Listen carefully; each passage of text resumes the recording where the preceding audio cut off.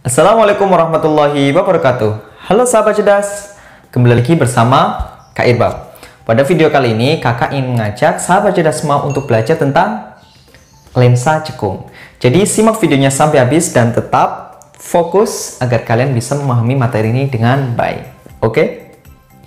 Baiklah sahabat cerdas, sebelum kita belajar lebih jauh tentang lensa cekung, kakak mau tanya nih, untuk sahabat cerdas semua ya, sudah ada yang tahu nih seperti apa sih lensa cekung itu?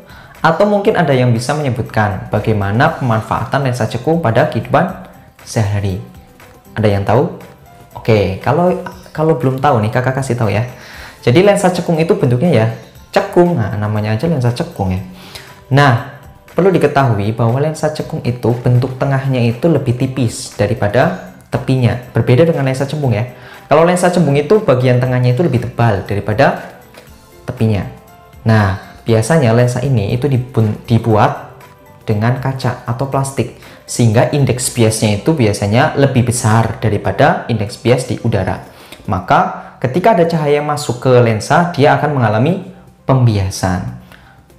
Oke, pembiasan itu ya adik, itu adalah peristiwa pembelokan cahaya karena cahaya itu masuk ke medium yang berbeda.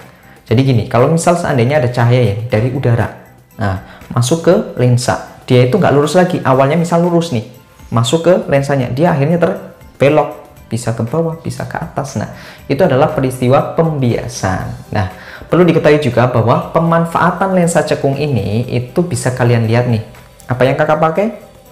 Ya, ini adalah kacamata.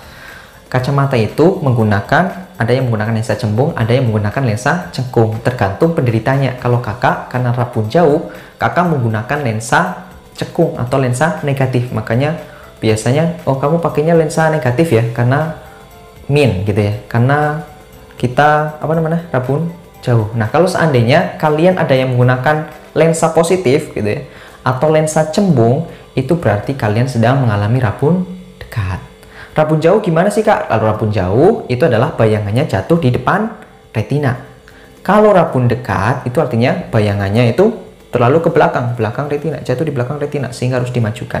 Jadi nanti kalau kalian memakai lensa cembung, cekung, itu kalian bisa mengobati mata kalian yang nggak normal. Baiklah sahabat cerdas, kita langsung ke fokus materi pada video kali ini. Nanti kakak akan membahas sinar-sinar istimewa, terus pembentukan bayangannya dan sifat bayangannya, dan yang terakhir nanti rumus-rumusnya. Oke, yang pertama langsung aja kita ke sinar-sinar istimewa. Oh iya, sahabat cerdas, bahwa lensa cekung itu ada nama lainnya nih. Apa aja nama lainnya? Itu lensa konkav atau lensa divergen. Kenapa lensa divergen? Karena dia sifatnya menyebarkan cahaya, bukan mengumpulkan cahaya. Kalau kemarin kan lensa cembung sifatnya mengumpulkan cahaya, maka dia namanya konvergen. Kalau ini menyebarkan cahaya, makanya divergen, dan juga disebut dengan lensa negatif. Nah, sinar-sinar istimewanya ini hampir sama dengan cermin cembung.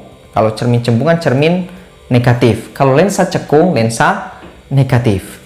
Oke, kita langsung aja yang pertama sambil dilihat gambarnya di sebelah kanan ya. Yang pertama, sinar datang sejajar sumbu utama. Sinar datang sejajar sumbu utama dibiaskan seolah-olah dia datangnya dari titik fokus. Seolah-olah dari titik fokus. Jadi seolah-olah itu dari sini datangnya. Nah, gitu ya, dibiaskannya ke atas. Nah, yang kedua, sinar datang seolah-olah menuju titik fokus, seolah-olah mau ke titik fokus, dibiaskan sejajar sumbu utama. Nah, yang terakhir, sinar datang menuju pusat kelengkungan lensa, dibiaskan. Tidak dibiaskan, jadi dia lurus seperti ini. Jadi ketika menuju pusat kelengkungannya, dia lurus aja, nggak dibiaskan. Oke, nanti kita lanjut ke rumus-rumusnya. Oke, masih fokus ya, masih fokus. Oke, kita ke pembahasan terakhir pada lensa cekung. Apa pembahasannya?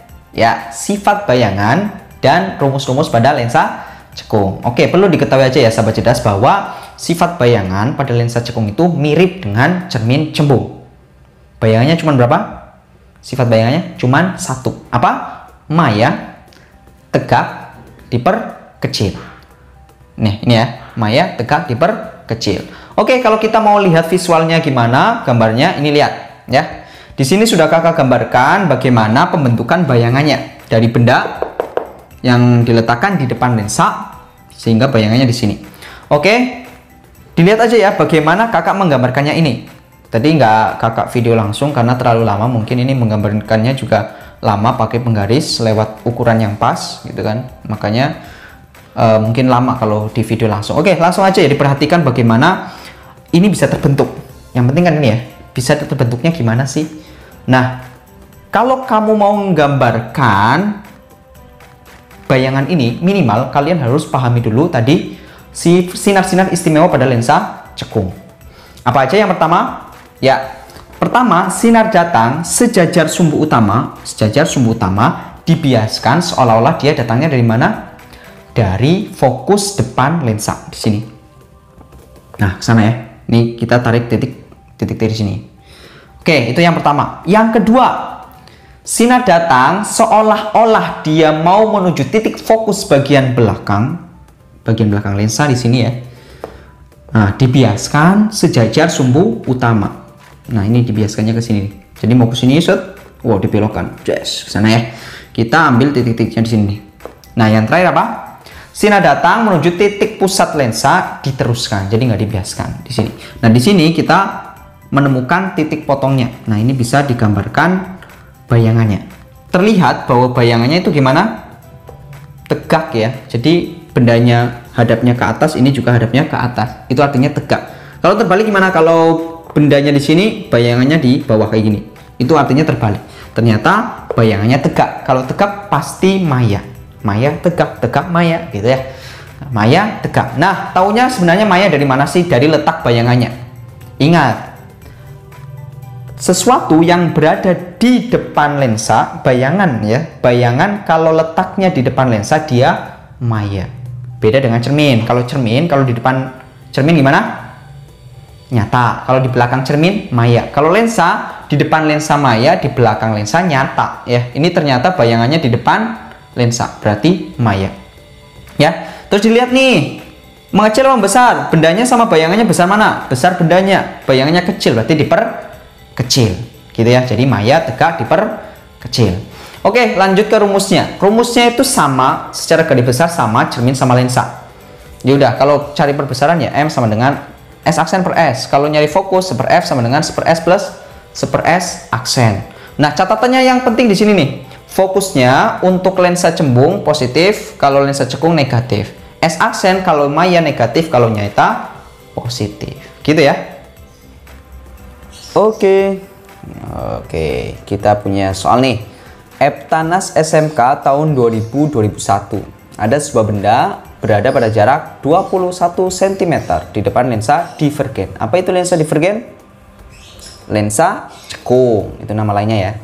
Jika jarak titik api lensanya 7 cm, apa itu jarak titik api? Fokus ya. Nama lain dari fokus itu jarak titik api. Jarak titik api lensanya 7 cm, maka letak bayangan terhadap lensa adalah berapa? Nah, yang dicari adalah S aksen, letak bayangan ya. Oke, sebelum kita mengerjakan lebih jauh nih, kakak pengen kalian memprediksi kira-kira jawabannya itu yang mana? A, B, C, D, E. Nah, kok bisa diprediksi? Gak bisa dong. Itu di situ kita bisa memprediksinya lewat mana? Lewat sifat bayangannya. Ya. Kamu ingat sifat bayangannya pada lensa cekung itu apa? Maya, ya, maya tegak diperkecil. Oke. Kalau maya itu letaknya di depan lensa apa di belakang lensa yo? Di depan. Berarti jawaban yang mungkin benar itu adalah A atau C. Jadi antara A dan C doang ya. Kalau di belakang lensa itu kan nyata, jadi nggak mungkin pada lensa divergen atau lensa cekung. Oke, baru kita coba ngerjakan soalnya lewat rumus. Kita tulis dulu variabel yang diketahui. Yang pertama jaraknya 21 cm. Jarak itu apa? S ya. S sama dengan 21 cm. Jarak titik apinya, fokusnya berarti fokusnya adalah 7 cm.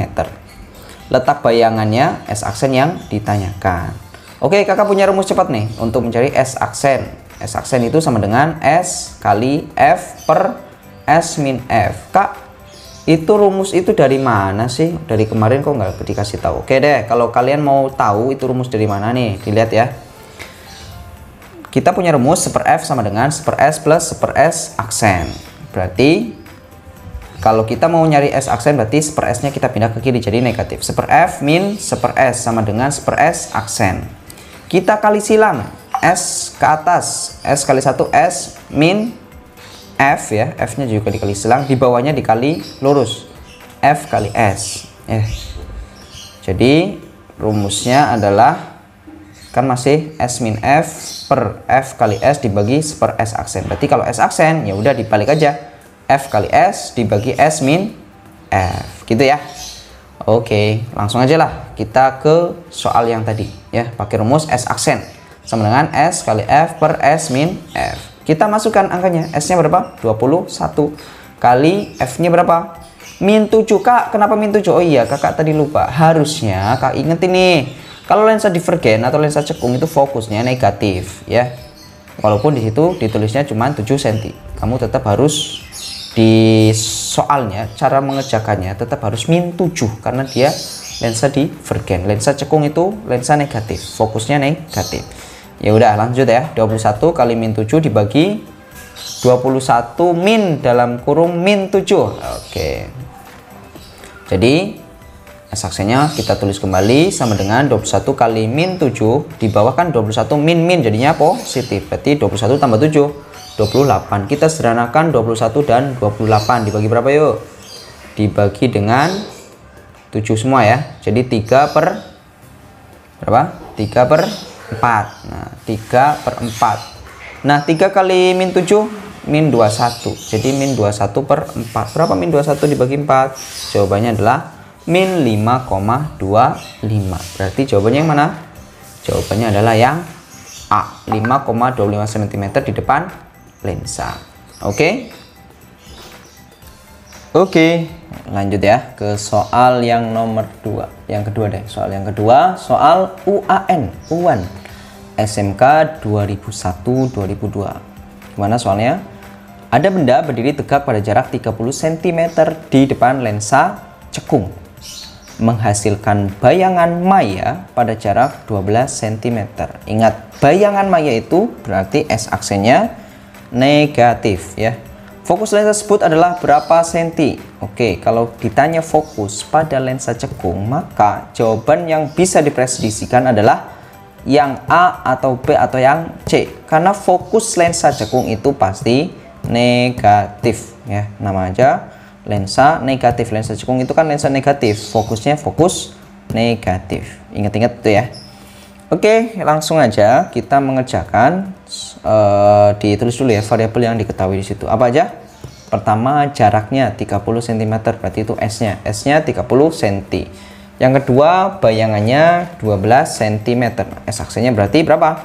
Min 12 cm. Min kenapa min? Karena maya ya. Berarti tulisnya min 12 cm. Yang ditanya adalah fokus lensa. Oke, kita langsung ke rumusnya saja.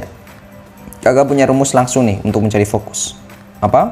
F sama dengan S kali S aksen dibagi S ditambah S aksen. Kak, itu rumus dari mana sih? Nah, itu sebenarnya rumus dari 1/f sama dengan 1/s plus 1/s aksen.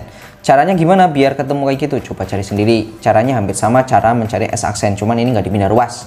Langsung aja kamu kali silang, terus yang di bawah kali lurus, terus dibalik. Itu ketemunya nanti S kali S aksen dibagi S plus S aksen. Oke, lanjut aja masukin masukin variabelnya. Nah, variabelnya ke rumus. S-nya 30 dikali S aksennya berapa? Min 12 dibagi 30 plus min 12. Jadinya 30 kali min 12 di bawahnya berarti sekarang menjadi 18. 30 kurangi 12 jadi 18. Kita sederhanakan, dibagi berapa? Dibagi 6 semua aja. 30 bagi 6 5. 18 bagi 6 3. Jadinya 5 kali min 12 per 3. Jawabannya berapa? Min 12 bagi 3 aja sudah min 4. Min 4 kali 5 berarti min 20 cm.